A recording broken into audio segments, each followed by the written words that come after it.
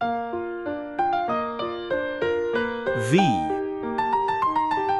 by Nikolai Gogol. Horror Novella. Part 4.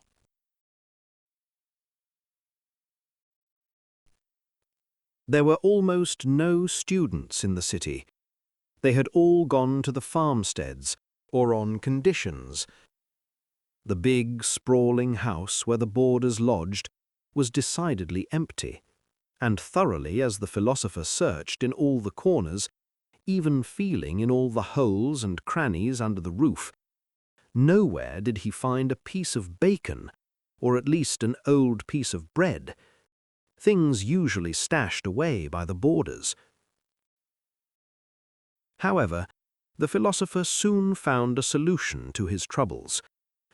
He strolled whistling through the marketplace 3 times or so, exchanged winks at the very end with some young widow in a yellow cap, who sold ribbons, lead shot and wheels, and that same day was fed wheat dumplings, chicken.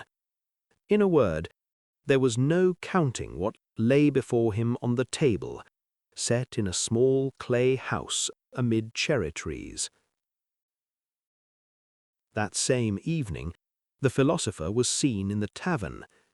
He was lying on a bench smoking his pipe, as was his custom, and in front of everybody tossed a gold piece to the Jew tavern-keeper. Before him stood a mug. He looked at people coming and going with coolly contented eyes, and no longer gave any thought to his extraordinary incident.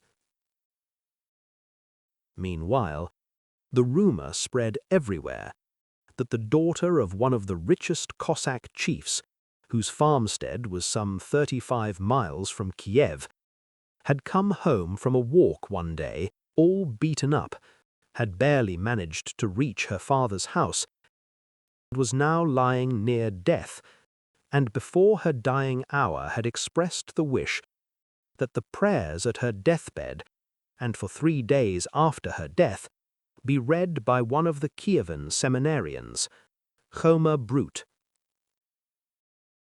The philosopher learnt it from the rector himself, who summoned him specially to his room, and announced that he must hasten on his way without delay, that the eminent chief had specially sent people and a cart for him. The philosopher gave a start, from some unaccountable feeling which he could not explain to himself. A dark foreboding told him that something bad lay in store for him. Not knowing why himself, he announced directly that he would not go. "Listen, Domine Khoma," said the rector. On certain occasions he spoke very courteously with his subordinates. "The devil if anyone's asking you whether you want to go or not. I'm telling you only this, that if you keep standing on your mettle and being clever, I'll order you whipped with young birch rods on the back and other parts, so well that you won't need to go to the steam baths."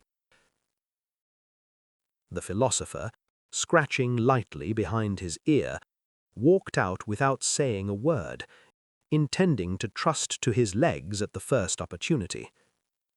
Deep in thought, he was going down the steep steps to the poplar-ringed courtyard, when he stopped for a minute, hearing quite clearly the voice of the rector, giving orders to his housekeeper and someone else, probably one of those the chief had sent to fetch him. "Thank your master for the grain and eggs," the rector was saying, "and tell him that as soon as the books he wrote about are ready, I'll send them at once. And you, Yavtuch, give the lads a glass of vodka, and tie up the philosopher, otherwise he'll take off."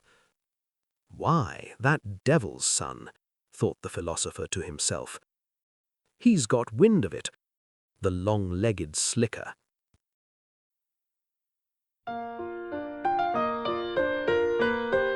The story continues in Part 5.